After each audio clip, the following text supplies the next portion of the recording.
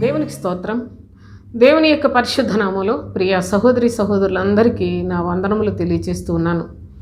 ప్రభు అయిన తండ్రి ఆయన పరలోకమందు గొప్ప ఉన్నత సింహాసనం మీద ఆసీనుడై ఉన్నాడు. ఆయన కుడిపార్శ్వమున ప్రభు అయిన క్రీస్తు కూర్చుని ఉన్నాడు.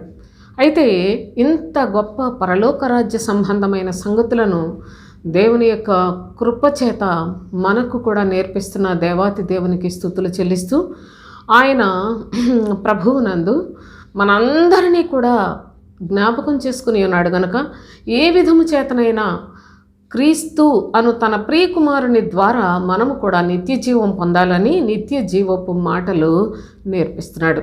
అందును బట్టి దేవునికి స్తుతులు చెల్లిస్తూ ఉన్నాను. మరి ప్రభు యొక్క సన్నిధిలో మనం చదువుకుంటున్న భాగంలో చూడండి, మత్తయి సువార్త 13వ అధ్యాయం 47 నుండి చూద్దాం. మరియు పరలోక రాజ్యము సముద్రములో వేయబడి నానా విధములైన చేపలను పట్టు వలను పోలి ఉన్నది. అది నిండినప్పుడు దానిని దరికిలాగి కూర్చుండి మంచి వాటిని గంపలలో చేర్చి చెడ్డ వాటిని బయట పారవేయుదురు. అలాగే యుగ సమాప్తి అందు జరుగును. దేవదూతలు వచ్చి నీతిమంతుల్లో నుండి దుష్టులను వేరుపరచి వీరిని అగ్నిగుండములో పడవేయుదురు. అక్కడ ఏడుపును పండ్లు కొరుకుటయు ఉండునని చెప్పాను. ఇక పరలోక రాజ్యము సముద్రములో వేయబడి నానా విధములైన చేపలను పట్టు వలను పోలి ఉన్నది అని చెప్పాడు. మనం ఈ యొక్క అంశాన్ని గత 2 వీడియోస్లో మరి నేను కొన్ని చెప్పాను. సముద్రం అంటే ఏంటో, సముద్రం మీద ప్రయాణము చేయవారు, మరి సముద్రము దాని యొక్క అనుభవాలు, భక్తిహీనులకు సాదృశ్యముగా ప్రభు చెప్పిన సంగతులు మనం చాలా విషయాలు నేర్చుకున్నాం. అయితే మరికొన్ని అనుభవాలు కూడా ఇక్కడ మనం గమనించినట్లయితే చూడండి, ప్రభు అంటున్నాడు నానా విధములైన చేపలను పట్టిన వలను పోలినది. సముద్రం గురించి చదువుకున్నాం. సముద్రములోనే వేయబడింది ప్రభువు. సముద్రము అనగా భక్తిహీనుల మధ్యలో ఉన్న వారిని కూడా తన వారు ఏ ఒక్కరూ నశించిపోవట ఇష్టం లేక, అనగా తెలియక, అజ్ఞానము చేత తెలియచెప్పువారు లేక భక్తిహీనతలో కలిసిపోయిన వారిని కూడా ఆయన అక్కడి నుంచి వేరు చేయుటకు ఇష్టపడి ఉన్నాడని కూడా నేను మీకు గత వీడియోలో చెప్పాను. అయితే మరి ఈ వలను గురించి చదువుకోవాలి. వల, ఈ యొక్క పరలోక రాజ్యము మరి వలను పోలి ఉన్నదనే చెప్తున్నాడు. సముద్రములో వేయబడి నానా విధములైన చేపలను పట్టు వలను పోలి ఉన్నది అని చెప్తున్నాడు. కనుక ఈ యొక్క చేపలు, వల, ఇది చూసినట్లయితే వలలో చేపలు చిక్కుబడతాయి. వల ద్వారానే సముద్రములో నుండి వాటిని మరి సంపాదించుకోవటానికి వీలు కలుగుతుంది. కనుక ఈ యొక్క వల ప్రాధాన్యతను కూడా మనం కొంతమట్టుకు చదువుకోవాలని నేను ఆశిస్తూ ఉన్నాను. చూడండి, మార్కు సువార్త ప్రభు అయిన యేసుక్రీస్తు తన యొక్క అనుభవములో మనకు నేర్పించే సంగతులను కూడా మనం జాగ్రత్తగా పరిశీలన చేయగలిగినట్లయితే ప్రభు తన యొక్క శిష్యులను ఏ విధముగా సమకూర్చుకున్నాడో చూద్దాం. మార్కు సువార్త 1వ అధ్యాయం 16 నుండి చూడండి.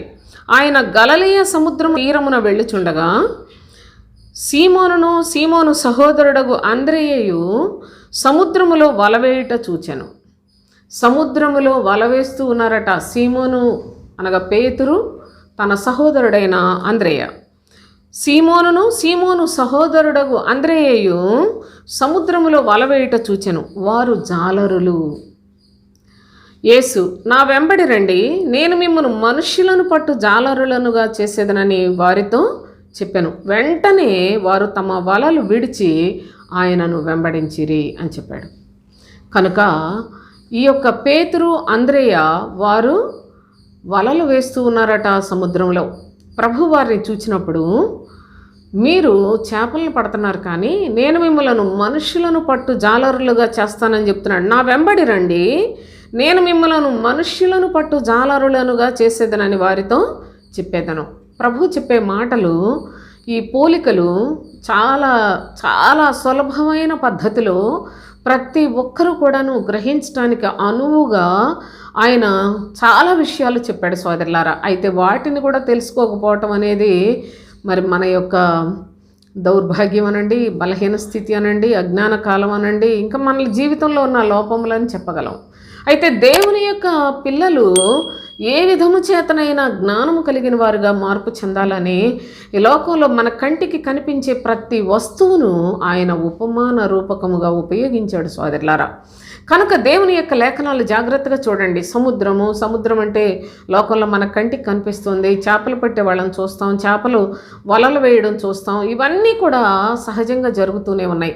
అయితే ప్రభువు ఇక్కడ జాలరులైన పేతురును అంద్రేయును చూచి వారి యొక్క పనితనం అనగా వలవేయుట చూచి జాగ్రత్తగా చూడండి. సముద్రములో వలవేయుట వారిని చూచి వెంటనే చెప్పాడు కదా, మీరు నా వెంబడి వచ్చినట్లయితే నేను మిమ్మలను మనుష్యులను పట్టు జాలరులుగా చేస్తానని చెప్పాడు. అంటే మనుష్యులను పట్టుకోవటానికి కూడా వల వేయవలసిన పరిస్థితి ఉంది.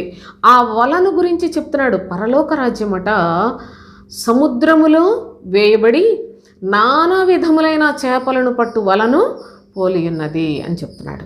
కనుక ప్రభువు కూడా తన యొక్క శిష్యులుగా ఏర్పాటు చేసుకున్న వారిలో ప్రాముఖ్యమైన వారిగా ఈ యొక్క అంద్రేయను పేతురును మనం చూసినట్లయితే వీళ్ళు మనుష్యులను పట్టు జాలరులుగా చేస్తానని చెప్పిన వెంటనే వారు తమ వలలు విడిచిపెట్టి ప్రభువును వెంబడించినట్లుగా చూస్తున్నాం. అయితే ఆయన ఇంకా కొంత దూరం వెళ్ళి జెబెదయి కుమారుడు యాకోబును అతని సహోదరుడు యోహానును చూచెను. వారు దోణిలో ఉండి తమ వలలు బాగు చేసుకొని చుండిరి. వలలు బాగు చేసుకుని వెంటనే ఆయన వారిని పిలువగా వారు తమ తండ్రి అయిన జెబెదయిని దోణిలో జీతగండ్ర యొద్ద విడిచిపెట్టి ఆయనను వెంబడించిరి. ఇక్కడ యాకోబు యోహాను వీరు కూడా తమ వలలు ఆ దోణిలోనే ఉండి బాగు చేసుకుంటూ ఉన్నారట. వారిని కూడా పిలిచిన వెంటనే వారు ఆ యొక్క వలలన్నిటినీ విడిచిపెట్టి తమ తండ్రిని మీరు చూసుకోండి అని చెప్పేసి తండ్రి అయిన జెబెదయిని దోణిలో జీతగాండ్ర యొద్ద విడిచిపెట్టి వలలు కాదు తండ్రిని కూడా విడిచిపెట్టారు సోదరులారా. చూడండి, వారు ప్రభువును వెంబడించినట్లుగా మనము గమనిస్తున్నాం. కనుక దేవుని యొక్క శ్రేష్టమైన సన్నిధిలో మన యొక్క అనుభవాన్ని ఇక్కడ ప్రభువు ఎలా తెలియచేస్తున్నాడంటే భక్తిహీనుల యొక్క అనగా సముద్రములో వలను వేసినప్పుడు ఆ యొక్క వలలు వేయడానికి కూడా చాలా నేర్పరితనం ఉండాలి అనే విషయాన్ని తెలియచేస్తున్నాడు. ఎవరు పడితే వాళ్ళు వలేస్తే చేపలు దొరుకుతాయా? దొరకవు. అలాగే ఆ యొక్క వలలు వేయడానికి చేపలు పట్టే నేర్పరితనము ఏ విధముగా వలను విసరాలో, ఏ విధముగా సముద్రములో నుండి ఆ చేపలను బయటికి తేగలిగిన మరి ఆ యొక్క అనుభవం కలిగిన వారిని చూసి వారిని ఎంపిక చేసుకొని ప్రభు తన యొక్క శిష్యులుగా చేసుకున్నట్లు లేఖనాల్లో మనం చూస్తున్నాం. అంతేకాకుండా లూకా సువార్త 5వ అధ్యాయం 4వ వచనం నుంచి చదువుకుందాం. ఆయన బోధించుట చాలించిన తరువాత నీవు దోణిను లోతునకు నడిపించి చేపలు పట్టుటకు మీ వలలు వేయుడని సీమోనుతో చెప్పగా. చూడండి, సీమోన్ అనగా సీమోను పేతురే కదా. చూడండి, ఆయన బోధించుట చాలించిన తరువాత నీవు దోణిను లోతునకు నడిపించి చేపలు పట్టుటకు మీ వలలు వేయుడని సీమోనుతో చెప్పాడు. చెప్పినప్పుడు సీమోన్ అంటున్నాడు, ఏలినవాడా, రాత్రి అంతయు మేము ప్రయాసపడితిమి కానీ మాకే చేపలు కూడా దొరకలేదు. అయినను నీ మాట చొప్పున వలలు వేతునని ఆయనతో చెప్పాను. చూడండి, అసలు ఈ యొక్క సీమోను తాను ఏ విధముగా తన యొక్క మనస్సును మార్చుకోవడానికి తాను మరి ఈ యొక్క సందర్భంలో పశ్చాత్తాపపడిన పరిస్థితిని కూడా ఇక్కడ మనం చూస్తాం. చూడండి, ఏలినవాడా, మేము రాత్రంతా కూడా చేపలు పడతానే ఉన్నాం కానీ మాకేమీ కూడా దొరకలేదు. అయినను నీ మాట చొప్పున వలలు వేతునని ఆయనతో చెప్పాను. వారు అలాగు చేసి విస్తారమైన చేపలు పట్టిరి. ప్రభువు చెప్పిన తరువాత మరలా నీ మాట చొప్పున మళ్ళీ వల వేస్తామని వేసినప్పుడు విస్తారమైన చేపలు పడ్డాయట. వారు అలాగు చేసి విస్తారమైన చేపలు పట్టిరి. అందువలన వారి వలలు పిగిలిపోవుచుండగా వారు వేరొక దోణిలోనున్న తమ పాలివారు వచ్చి తమకు సహాయం చేయవలనని వారికి సంజ్ఞలు చేసిరి. ఈ విధంగా జరిగింది. అయితే వెంటనే 8వ వచనం చూడండి. సీమోను పేతురు అది చూచి యేసు మోకాళ్ళ ఎదుట సాగిలపడి, చూడండి, సీమోను పేతురు అది చూచి యేసు పాదముల యొద్ద మోకాళ్ళేసాడు, సాగిలపడ్డాడు. సాగిలపడి, ప్రభువా నన్ను విడిచిపోము, నేను పాపాత్ముడనని చెప్పాను. మీరు ఈ సందర్భాన్ని చాలా చాలా మనస్సు పెట్టి ఆలోచించండి. మీరు వలలు వేయండి అని చెప్తే మేము రాత్రంతా వేసాము, చేపలు పడలేదని చెప్పాడు. సరేలే నువ్వు చెప్తున్నావు కదా వేస్తామని వేశాడు. విస్తారమైన చేపలు పట్టినాయి. ఎంతంటే వలలు కూడా పిగిలిపోయేలాంటి ఎంత చాలా ఎక్కువ చేపలు పడ్డాయట.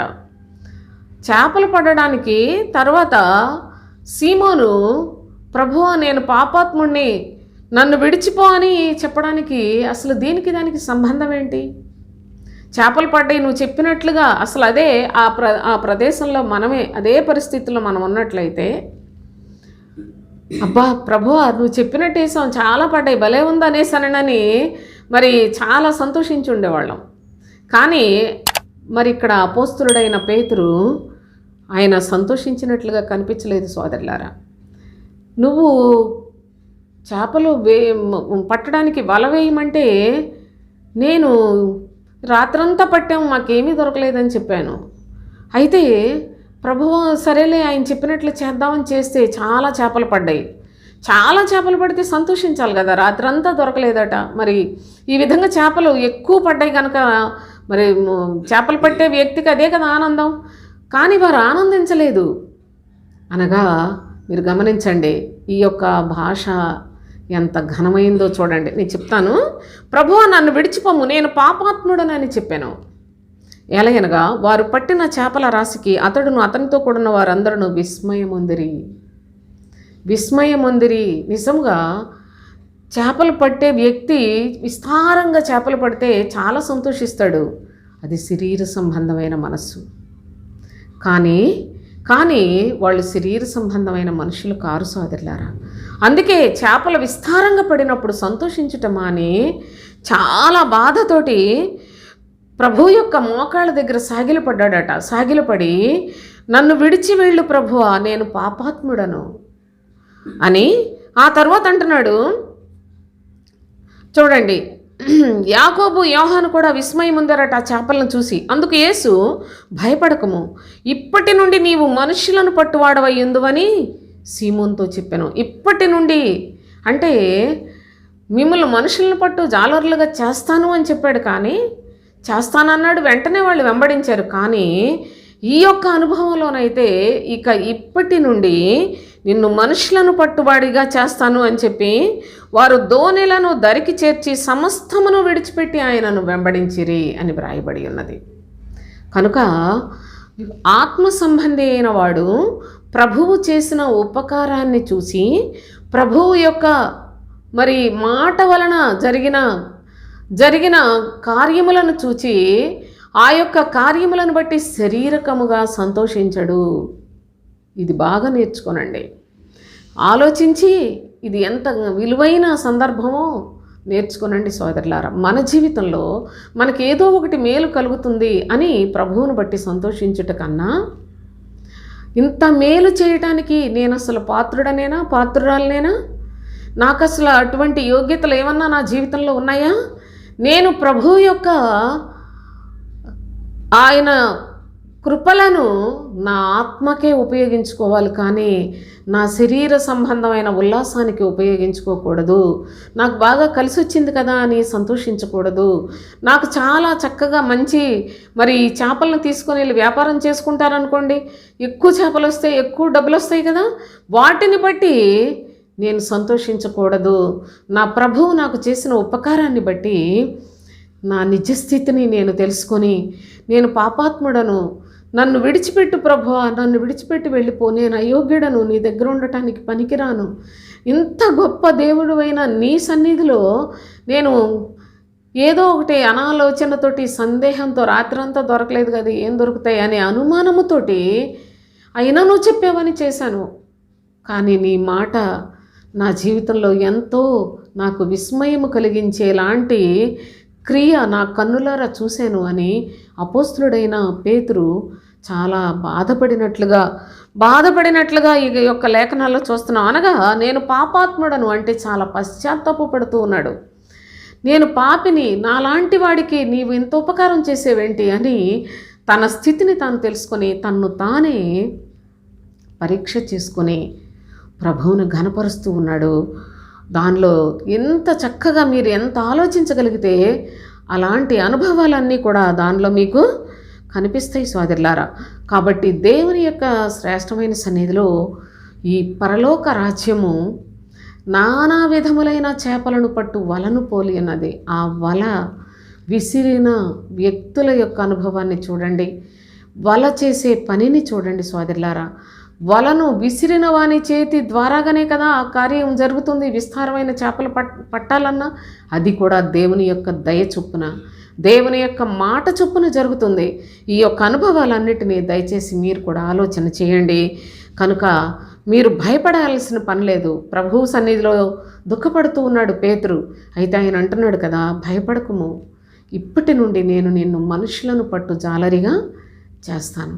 దేవుని యొక్క ఉపకారాలు పొందుచున్న మన యొక్క జీవితాల్లో దేవుడు నాకు ఎంత అద్భుతం చేశాడు, అంత గొప్ప కార్యాలు చేశాడు, నేను అనుకుంది చేశాడు, నా జీవితంలో నేను ఎప్పుడు ఊహించలేదు, నాకెంతో మేళ్ళు చేశాడు, నా ప్రాణమా యెహోవాను సన్నుతించుము, ఆయన చేసిన ఉపకారముల్లో దేనిని మరువకుమని ప్రాణంతో చెప్పుకొని భక్తుడు కూడా ఉల్లసించాడు.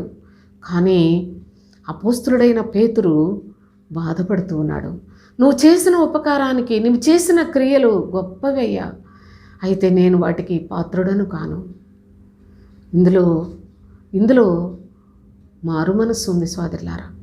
ఇందులో పాప క్షమాపణ పొందే పశ్చాత్తాప హృదయం ఉన్నది. కనుక ఈ యొక్క అనుభవాన్ని మన జీవితంలో మనం కూడా మనకు ప్రభువు చేసిన వాటిని బట్టి శారీరకంగా ఉల్లసించకుండా మన ఆత్మ కొరకు, మన యొక్క ఆయన చేసిన గొప్ప బలియాగము కొరకు ప్రభువుకి ఎల్లప్పుడూ కృతజ్ఞత కలిగి ఆయన ఘనమైన నామాన్ని మహిమకరముగా మహిమపరిచేవారిగా బ్రతకాలని ఈ యొక్క సందర్భం మనకు నేర్పిస్తూ ఉంది. అయితే మరి యొక్క అనుభవాన్ని చదువుకుందాం. యోహాను సువార్త 21వ అధ్యాయం. యోహాను సువార్త 21వ అధ్యాయం 5వ వచనం చదువుదాం.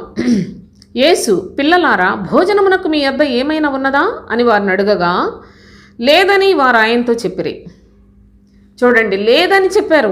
పిల్లలారా, ప్రభు అయిన యేసుక్రీస్తు చనిపోయి తిరిగి లేచి తన శిష్యుల యొక్క మనస్సులను బలపరుస్తూ ఉన్న సందర్భంలో ఈ మాట మాట్లాడుతున్నాడు. పిల్లలారా, భోజనమునకు మీ యొద్ద ఏమైనా ఉన్నదా అంటే లేదని వారు ఆయనతో చెప్పిరి. అప్పుడు ఆయన, దోనె కుడి ప్రక్కన వలవేయుడి, మీకు దొరుకునని చెప్పాను. దోనె కుడి ప్రక్కన వేయుడి. వారు దోనెలో ఉన్నారు. ప్రభు చనిపోయి తిరిగి లేచిన తర్వాత వీళ్ళు మరలా ఆ తిబిరేయ సముద్ర తీరములో అక్కడికి వెళ్ళి అక్కడ ప్రభు యొక్క దర్శనాన్ని పొందిన విధం ఇక్కడ వ్రాయబడి ఉన్నది. అయితే పిల్లలారా అని సంబోధించాడు. వారు ఆయన ఏం గుర్తుపట్టలేదు, వాళ్ళకేం తెలియదు. కానీ ప్రభు అంటున్నాడు కదా, మీరు దోనెకు కుడి ప్రక్కన వలలు వేయండి అని చెప్పాడు. చెప్పినప్పుడు వారు అలాగును చేయగా చేపలు విస్తారముగా పడినందున వల లాగలేకపోయిరి. కుడి ప్రక్కన వల వేయుట గమనించండి. ప్రభువు సన్నిధిలో పరలోక రాజ్యమును గూర్చి ప్రభువు ఉపమాన రీతిగా చెప్పిన అనుభవాలలో ప్రభువు పక్షముగా వల వేయుటకు ఏ విధమైన మనుషులను ప్రభు సిద్ధపరచుకుని ఉన్నాడో లేఖనాలలో నుండి మనం నేర్చుకుంటున్నాం. ప్రభు అయిన యేసుక్రీస్తు ఆయన అంటున్నాడు కదా, తిరిగి లేచిన ప్రభు యొక్క శక్తిని వాళ్ళు ఇంకా ఏమాత్రం గ్రహించలేని స్థితిలోనే ఉన్నారు. కనుక ఆ సందర్భంలో వారి హృదయాలను ప్రభువు మరి తట్టుచూ ఉన్న పరిస్థితులు సోదరులారా, వారిని మరలా మేలుకొలిపిన పరిస్థితులు కూడా ఉన్నాయి. అయితే ఇక్కడ అంటున్నాడు, మీరు కుడివైపున వలవేయుడి అన్నాడు. వెంటనే వాళ్ళు కుడివైపున, ఆ దోనెకు కుడివైపున వల వేసినప్పుడు విస్తారమైన చేపలు పడ్డాయి, వారు లాగలేకపోయారు అని. కాబట్టి యేసు ప్రేమించిన శిష్యుడు ఆయన ప్రభువు సుమి అని పేతురుతో చెప్పాను. అప్పుడు గుర్తుపట్టారు, ఇన్ని చేపలు పడ్డాయి అంటే కుడి ప్రక్కన వల వేయమని చెప్పింది ఎవరో కాదు, ప్రభువు సుమి అని పేతురుతో చెప్తూ ఉన్న అనుభవాన్ని మనం ఇక్కడ గమనిస్తూ ఉన్నాం. కనుక ఈ 3 సందర్భాల్లో మీరు గమనించండి. మొదటిగా మీ వలలు విడిచిపెట్టి నన్ను వెంబడించండి, నేను మిమ్మలను మనుషులను పట్టు జాలరులుగా చేస్తానని చెప్పాడు. ఆ తరువాత వారు వెంటనే ప్రభువును వెంబడించినట్లుగా మనం చూస్తున్నాం. రెండవదిగా చూసినట్లయితే మరి మీరు ఇప్పుడు వలలు వేయండి అంటే, మేము రాత్రంతా చేపలు పట్టాం, రాత్రంతా చేపలు పట్టాం అనగా కేవలము యేసును గురించి తెలుసుకొనిన వారు ఏమీ కూడాను పని చేయలేరు, సాధించలేరు, ఫలితం పొందలేరు సోదరులారా. రాత్రంతా వాళ్ళు శ్రమ పడ్డారట. కానీ ప్రభువు చెప్పిన మాట వినిన తరువాత వాళ్ళకి విస్తారమైన చేపలు పడ్డాయి. ఇది క్రీస్తు మాటకు, వాళ్ళు ప్రభువునందు వాళ్ళ యొక్క ప్రయాసకు భేదాన్ని చూపిస్తూ ఉన్నాడు.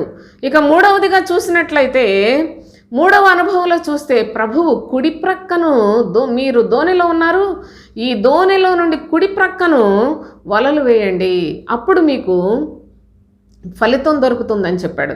కనుక వారు కుడి ప్రక్కన వేసిన వెంటనే వారికి ఫలితం వచ్చింది. అనగా కుడి ప్రక్క ఎడమ ప్రక్క అని కనుక మీరు ఆలోచన చేయగలిగినట్లయితే, ఎడమ ప్రక్కన ఉన్నవన్నీ కూడా శరీర సంబంధమైన క్రియలు, కుడి ప్రక్కన ఉన్నవన్నీ ఆత్మ సంబంధమైన క్రియలకు ఉపమానముగా అది కూడా చెప్పాడు సోదరులారా. అయితే పరిశుద్ధమైన లేఖనములలో మనకు ప్రభువు తెలియచేసిన విధానాన్ని బట్టి మీ దోణికు కుడి ప్రక్కన వల వేయండి అన్నాడు. అనగా ఆత్మ సంబంధమైన మార్గంలో మీరు వెళ్ళినట్లయితే మీకు విస్తారమైన చేపలు దొరుకుతాయి అనే సత్యాన్ని, దొరికిన అనుభవాన్ని వాళ్ళు చూశారు. అయితే పరిశుద్ధాత్మను పొందిన తరువాత చూడండి, 50వ దినమున వాళ్ళందరూ కూడా పరిశుద్ధాత్మను పొందిన తరువాత వాళ్ళు చాలా శక్తివంతులై అపోస్తలులు ఎక్కడ సువార్త ప్రకటించినప్పటికీ అక్కడ విస్తారముగా అనగా పరిశుద్ధాత్మ శక్తిని వాళ్ళు పొందిన తరువాత విస్తారమైన చేపలు పట్టినట్లుగా అనగా అనేకులు మనుష్యులను పట్టు జాలరులుగా వారిని ప్రభువు నిర్ణయించిన పనికి వారిని ఉపయోగించినట్లుగా కూడా పరిశుద్ధ లేఖనాల్లో మనం చూడగలం. కనుక దేవుని యొక్క శ్రేష్టమైన సన్నిధిలో ఏదో సువార్త చెప్పామంటే ఉపయోగం ఏమి లేదు. చూడండి, మనము ఒక విత్తనం వేసామనుకోండి, ఆ విత్తనము బాగా మొక్కొచ్చి చక్కగా ఆకులతోటి ఉంది, ఆ ఆకులను చూసి మనం సంతోషిస్తామా? అది ఇంకా ఎదిగి అది ఫలించినప్పుడే కదా మనం సంతోషపడేది. అది ఫలించలేదనుకో, నెరకపోయేసాం ఈ చెట్టును అనేసి తీసి పారేస్తాం కదా. అలాగుననే ఫలితాన్ని పొందేది క్రైస్తవ జీవితంలో క్రీస్తునందు మాత్రమే అనే సంగతిని గమనించండి. మీరు ఎంత భక్తి కలిగిన వారుగా ఉన్నప్పటికీ, మీరు ఎంత ప్రయాసపడినప్పటికీ, రాత్రంతా ప్రయాసపడిన రాత్రివారు పగటివారు అని నేను ఇంతకు ముందు వీడియోస్లో చెప్పాను సోదరులారా. రాత్రివారు అనగా కేవలము యేసునందలి భక్తిలో ఉన్నవారు. అయితే పగటి సంబంధులు అనగా క్రీస్తునందున్నవారు, యేసును క్రీస్తును కలిగిన వారు పగటి సంబంధులు. కేవలము రాత్రివారు అంటే యేసును మాత్రమే తెలుసుకొని బోధకులైపోతున్నారు, చర్చిలకు వెళ్ళి విశ్వాసులైపోతున్నారు. కానీ మీరు ఎంత ప్రయాసపడినా మీకేమీ దొరకదు. గమనించండి, ఆ యొక్క సందర్భాన్ని కూడా ప్రభు అయిన క్రీస్తు ద్వారా చాలా చక్కగా మనం ఇక్కడ ఈ యొక్క అనుభవాలు గమనిస్తూ ఉన్నాం. అయితే దేవుని యొక్క సన్నిధిలో సాతాను కూడా చెప్తుంది, ఏమనో తెలుసా, నాకు కూడా వలలు చాలా పెద్ద వల ఉంది వాడి దగ్గర. ఒకసారి మనం హబక్కూకు గ్రంథంలో చూసినట్లయితే హబక్కూకు మొదటి అధ్యాయం 13 నుంచి చదువుదాం. చూడండి, నీ కనుదృష్టి దుష్టత్వము చూడలేనంత నిష్కళంకమైనది కదా. నీ కనుదృష్టి దుష్టత్వము చూడలేనంత నిష్కళంకమైనది కదా. బాధించువారు చేయు బాధను నీవు దృష్టింపజాలవు కదా. ఎవరైనా సరే బాధ పెడుతుంటే చూసి ఊరుకోవు కదా. కపటులను నీవు చూచియు, దుర్మార్గులు తనకంటే ఎక్కువ నీతిపరులను నాశనము చేయగా నీవు చూచియు ఎందుకు ఊరుకున్నావు? ప్రభువా, నీ కనుదృష్టి అసలు ఎంత మాత్రం దుష్టత్వాన్ని సహించదు. బాధ పెట్టే వాళ్ళని చూసి నువ్వు ఊరుకోవు. కానీ ఇదేంటయ్యా, ఇప్పుడు ఎందుకు మౌనంగా ఉన్నావు?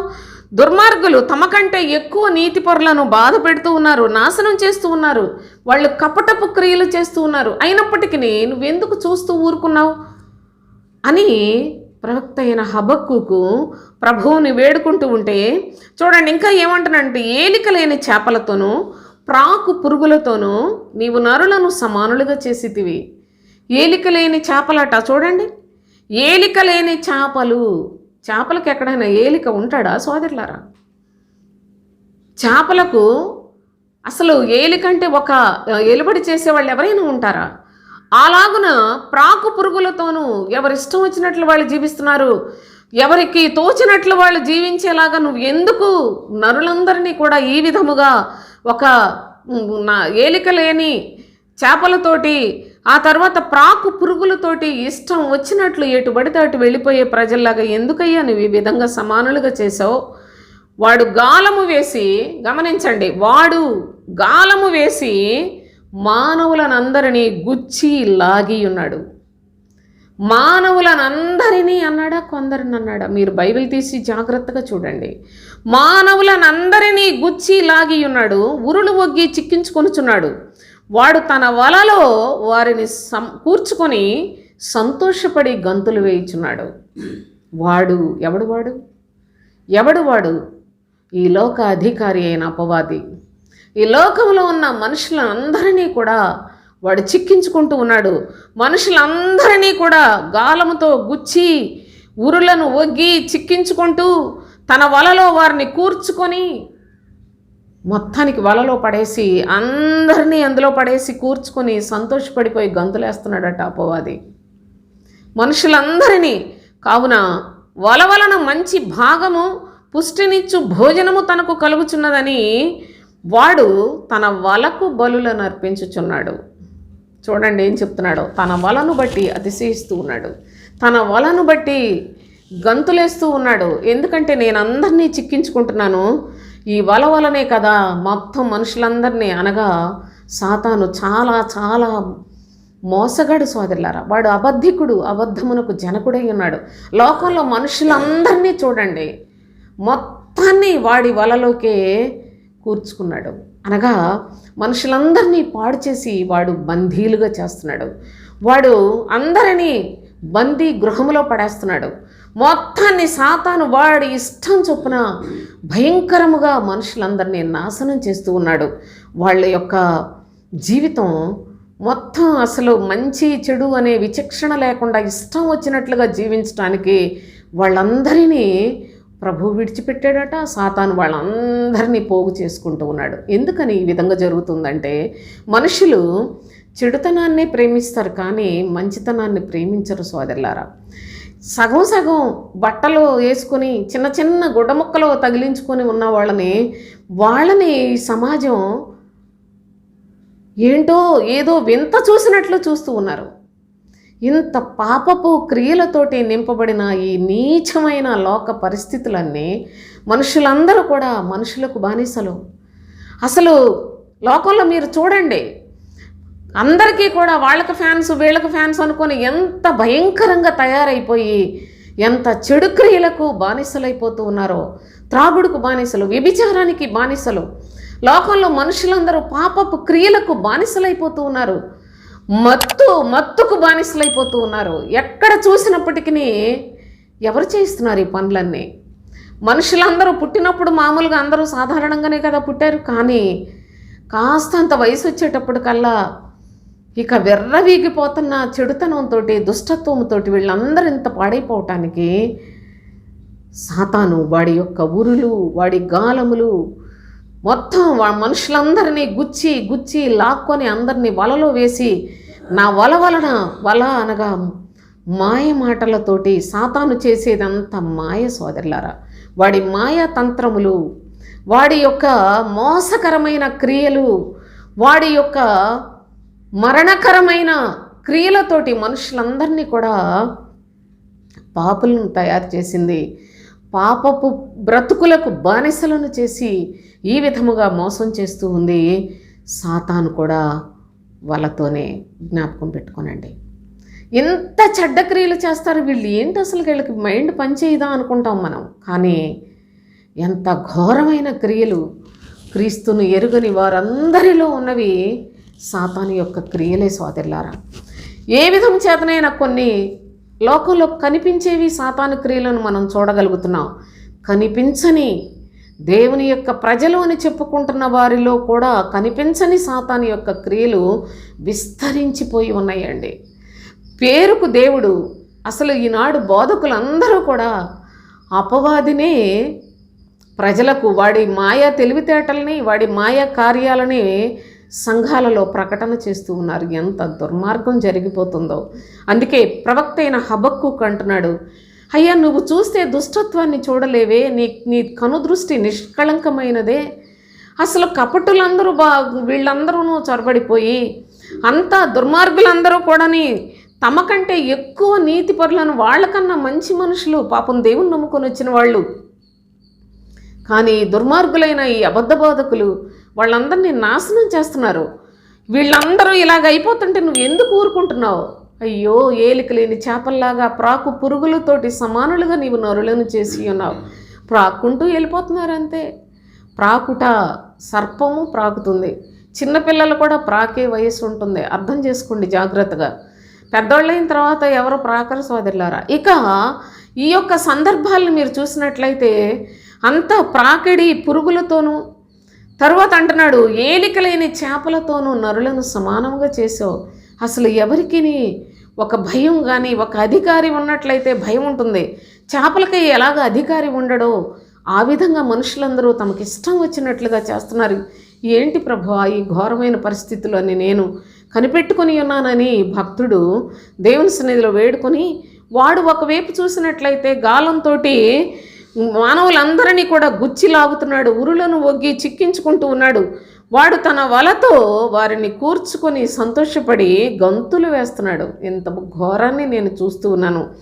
కావున వల వలన మంచి భాగమును పుష్టినిచ్చు భోజనము తనకు కలుగుచున్నదని వాడు తన వలకు బలులను అర్పించుచున్నాడు. ఇంతకీ ఆది సర్పమైన మహాఘట సర్పమని, సాతానని, అపవాది అని పేరున్న ఈ యొక్క లోకాధికారి అయిన అపవాది వీడి భోజనం ఏంటి? మన్ను సోదరులారా. మీరు చూడండి, ఆదికాండము 3వ అధ్యాయంలోనే చెప్తాడు. సర్పము దానికి మన్నును ఆహారంగా ఇచ్చాడు. మన్ను అంటే శరీర సంబంధమైన భక్తి చేసే మనుషులందరూ, శరీర కార్యాల్లో మునిగి తేలుతున్న ప్రజలందరూ కూడా అపవాదికి ఆహారమే. వీళ్ళు మంచి భోజనం అట. వీడు చూడండి ఎలా ఉందో, ఎలా వ్రాసాడు చూడండి. పుష్టినిచ్చు భోజనము.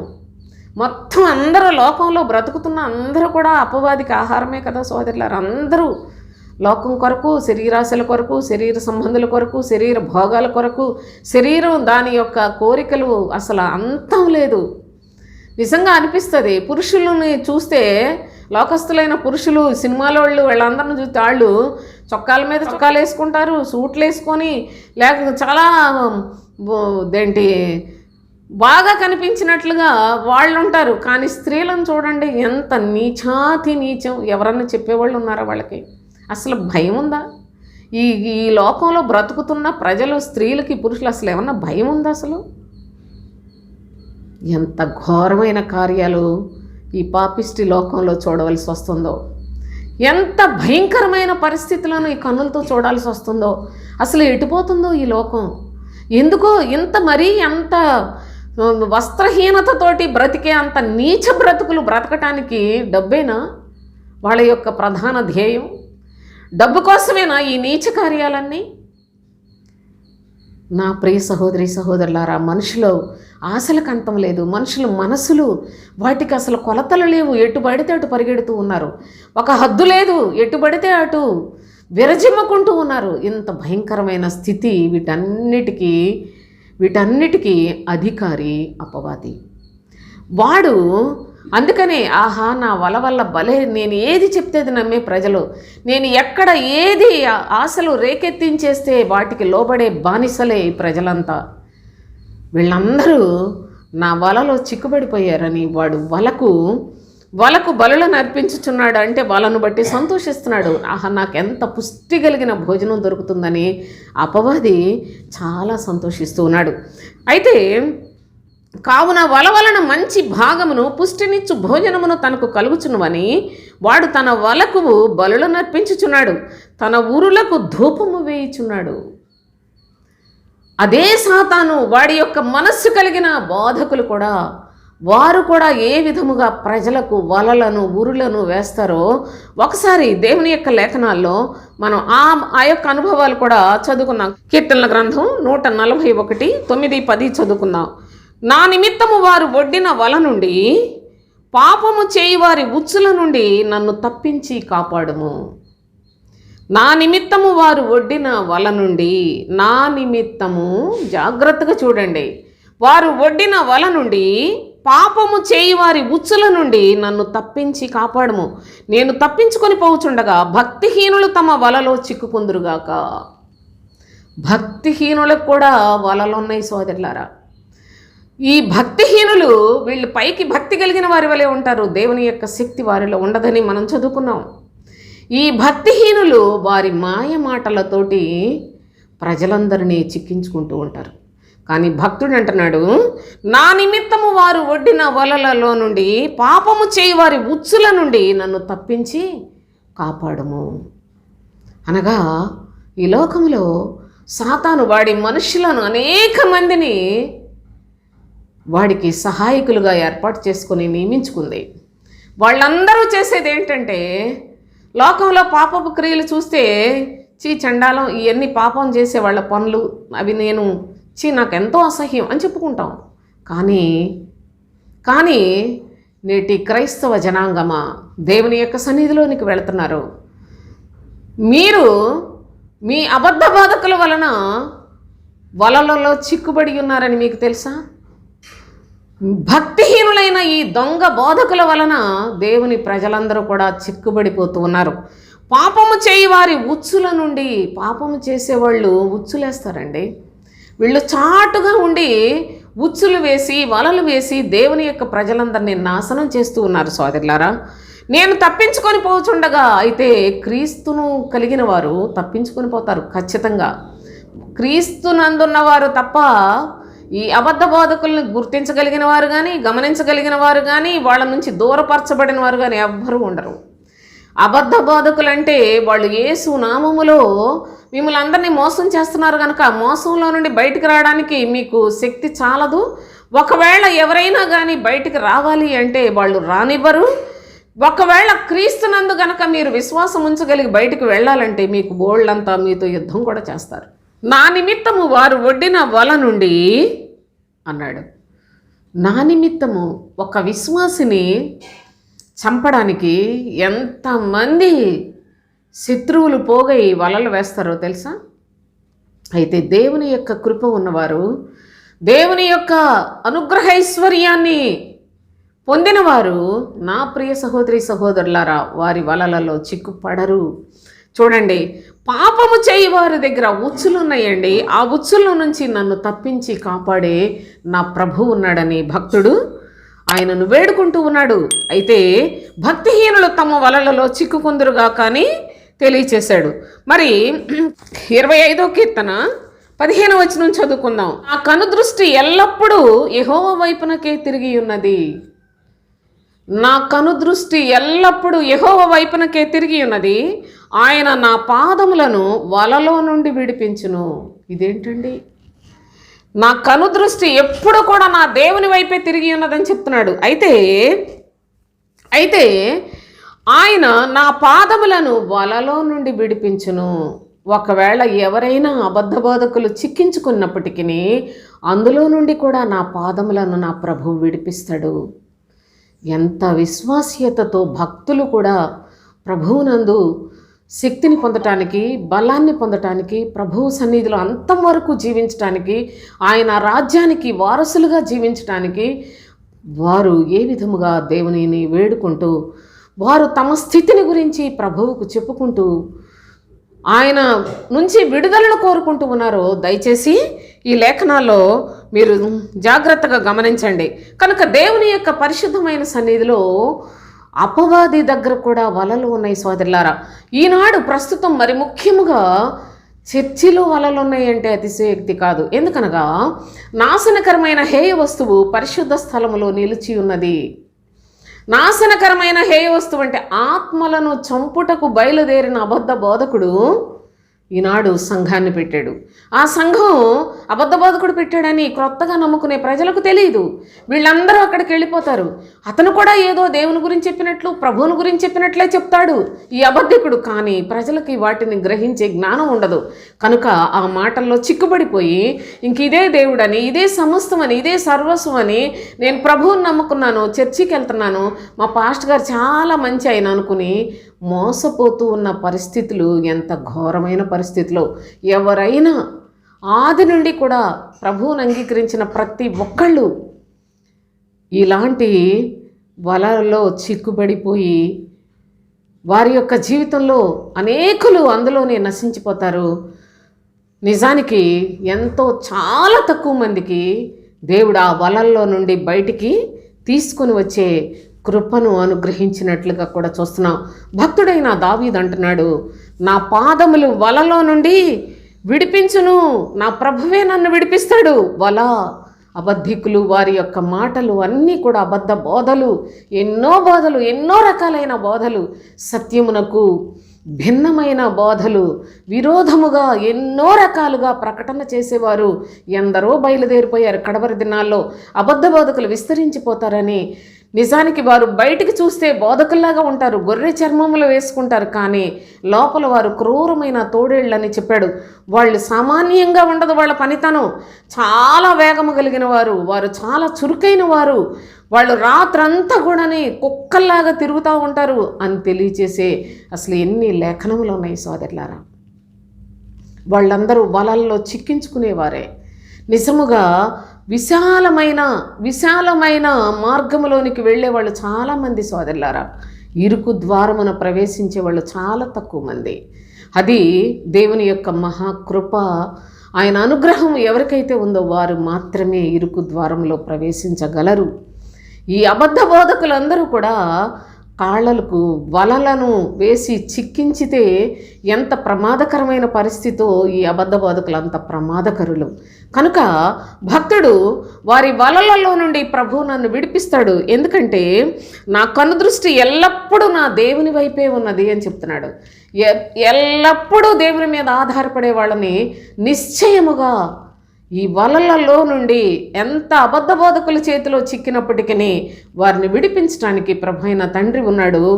నేడు అను సమయాన్ని సద్వినియోగం చేసుకొని విడుదల పొందాలని ఆశించిన వారు దయచేసి విడుదల పొందటానికి ప్రయత్నం చేయండి, ప్రయాసపడండి.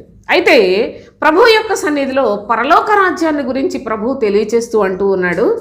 ఆయన పరలోక రాజ్యము సముద్రములో వేయబడి నానా విధములైన చేపలను పట్టు వలను పోలి ఉన్నది అని చెప్పాడు కదా. కనుక ఈ వల పరలోక రాజ్య సంబంధమైన సంగతులను తన అపోస్తుల ద్వారా ప్రభువు తెలియచేసిన అనుభవాన్ని చూపిస్తున్నాను. నా ప్రియ సహోదరులారా, అపోస్తుల బోధ యందు లక్ష్యముంచుడి అని చెప్పాడు.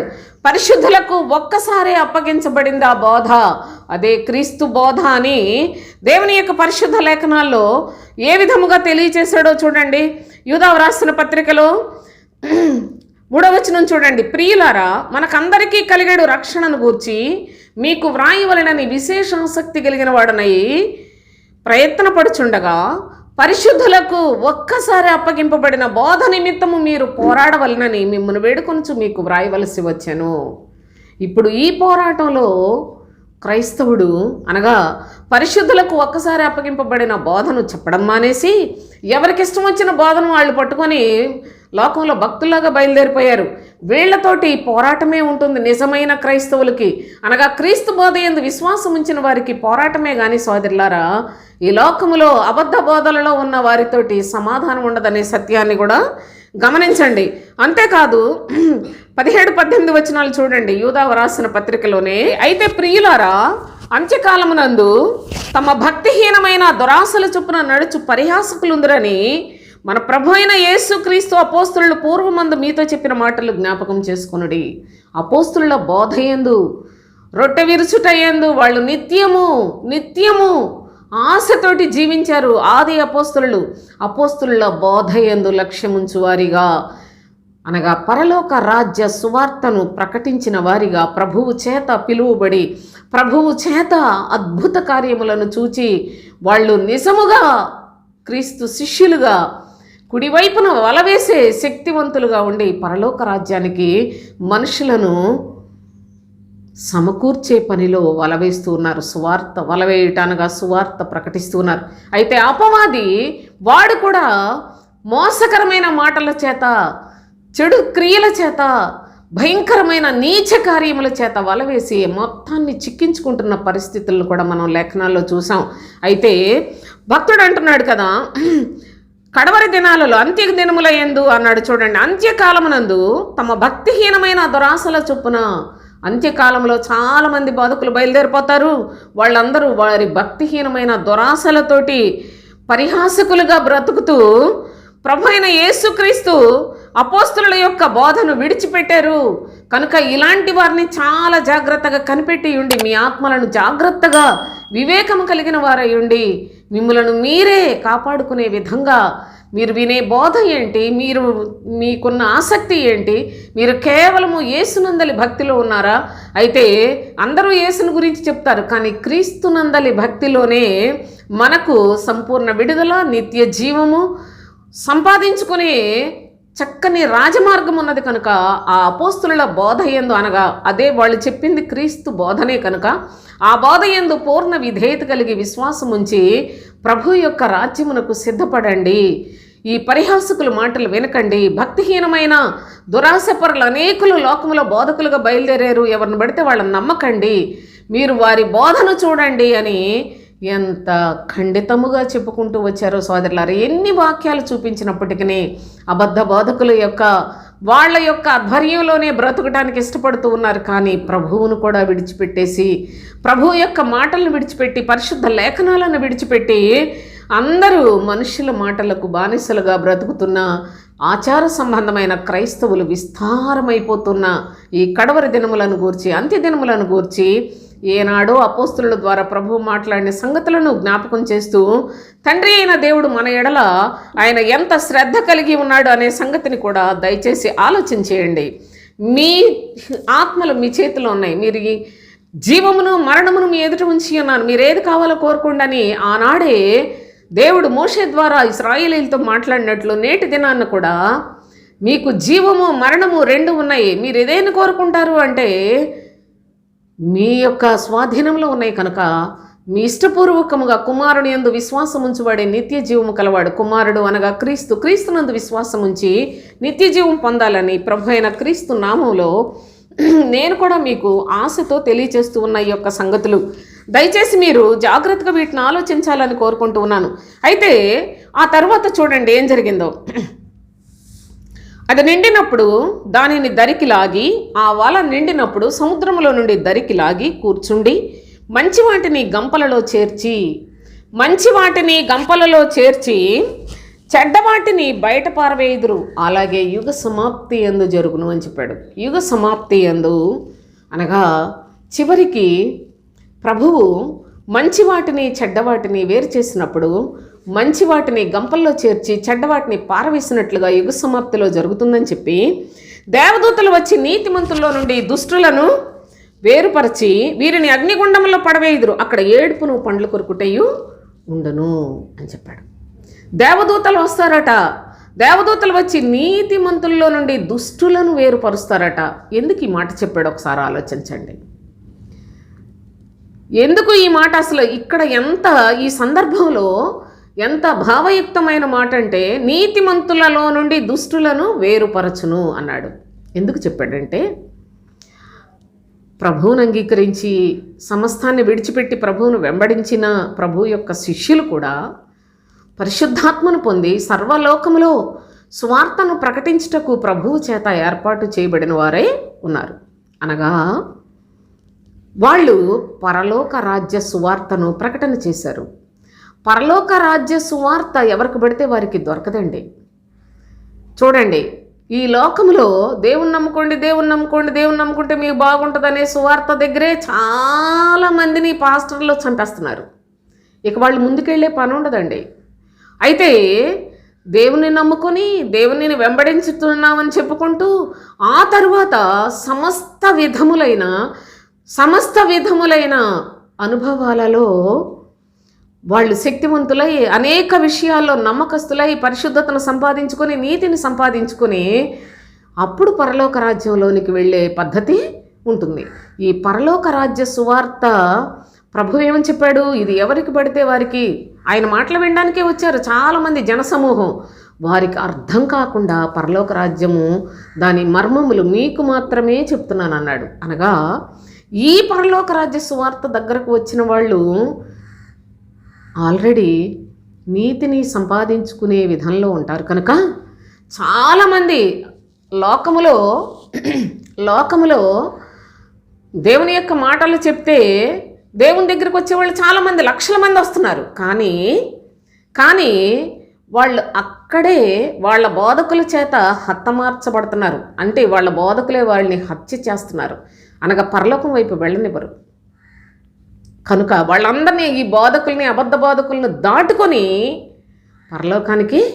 పరలోక రాజ్య సువార్త దగ్గరకు వచ్చారు అంటేనే అప్పటికే వాళ్ళకి చాలా క్రైస్తవ జీవితంలో మంచి అనుభవం, చాలా అర్హత, దేవుని యొక్క కృప అపారంగా వారి మీద ఉన్నవారు మాత్రమే వీళ్ళ ఈ అబద్ధ బోధలను, ఈ బోధకులను, ఈ మాయను, సాతాన్ తంత్రాలను వీటన్నిటినీ వాళ్ళు ఎదుర్కొని వాటిని జయించి అప్పుడు పరలోక రాజ్య సువార్త దగ్గరకు వస్తారు. కనుక అక్కడ ఉన్న వాళ్ళల్లో ఎక్కువ మంది నీతిమంతులు అవుతారు. కనుక నీతిమంతుల్లో నుండి దుష్టులను వేరు చేయడి అంటాడు. నిజంగా సపోజ్ మనం వంట చేసుకునేటప్పుడు బియ్యంలో నుండి చిన్న చిన్న రాళ్ళు ఎక్కడన్నా ఉంటాయేమోనని వాటిని తీసేస్తాం. అంటే బియ్యమే ఎక్కువ ఉంటాయి, రాళ్ళు లేకుంటే ఏదన్నా వేస్ట్ ఏదన్నా అక్కడక్కడ ఉంటుంది.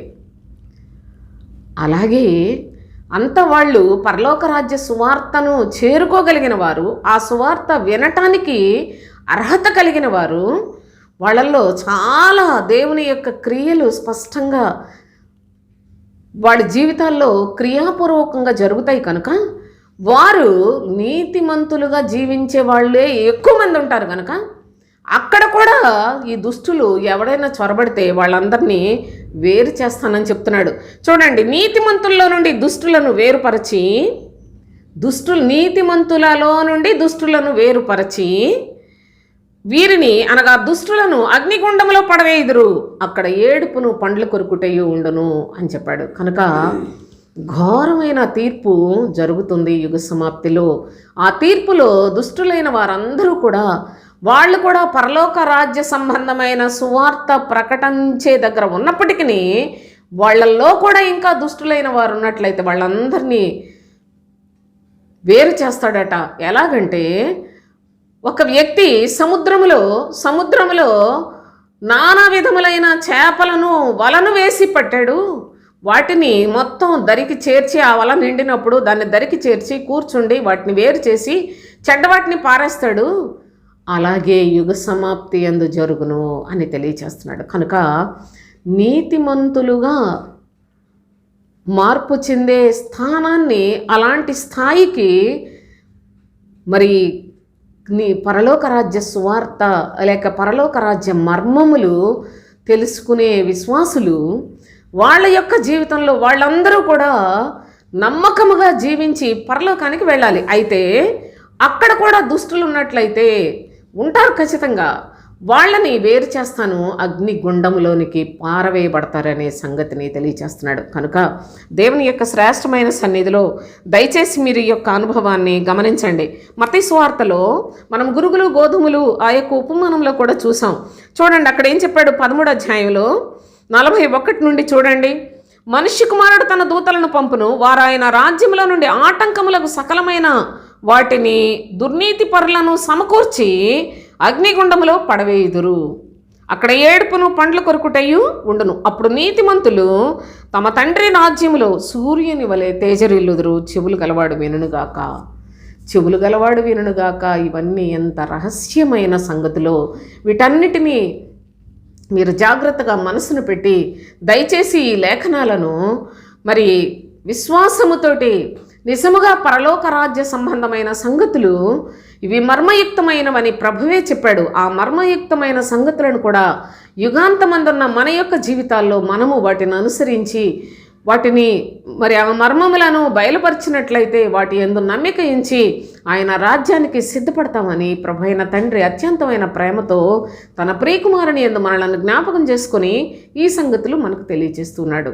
కనుక దేవుని యొక్క శ్రేష్టమైన సన్నిధిలో ఈ విషయాలన్నిటినీ జాగ్రత్తగా గమనించి నా ప్రియ సహోదరి సహోదరులారా, పరిశుద్ధ లేఖనాల మీద ఆధారపడి లేఖనములలో ఉన్న క్రీస్తు మార్గమును, క్రీస్తు మర్మమును తెలుసుకొని దేవుని యొక్క రాజ్య సంబంధులుగా పరలోకం కొరకు ప్రయాణం చేసే విధానంలో మరి మనలను మనమే ప్రోత్సాహపరుచుకుంటూ, ఎవ్వరూ ప్రోత్సహించరు, మనలను మనమే మన ఆత్మను గురించి శ్రద్ధ తీసుకుని ప్రభువు అయిన క్రీస్తు యేసు సిలువ యందు విశ్వాసములో స్థిరపరచబడిన వారమై ఉండి నమ్మకస్తులుగా జీవిస్తూ రహస్యమందు చూచు దేవుణ్ణి సంతోషపెట్టేవారిగా బ్రతుకుతూ మనుషులకు దాసులు కాకుండా, మనుషులను సంతోషపెట్టకుండా ప్రభువుకి ఇష్టలుగా జీవించడానికి ఆయన నీతిమంతుల యొక్క జాబితాలో మనము కూడా చేర్చబడినట్లుగా పరలోక రాజ్య మర్మములు దయచేస్తూ ఉన్నాడు. కనుక వాటి యందు విశేష జాగ్రత్త కలిగి దానిలో సాగిపోవటానికి ప్రభు మనకు తోడయ్యుండి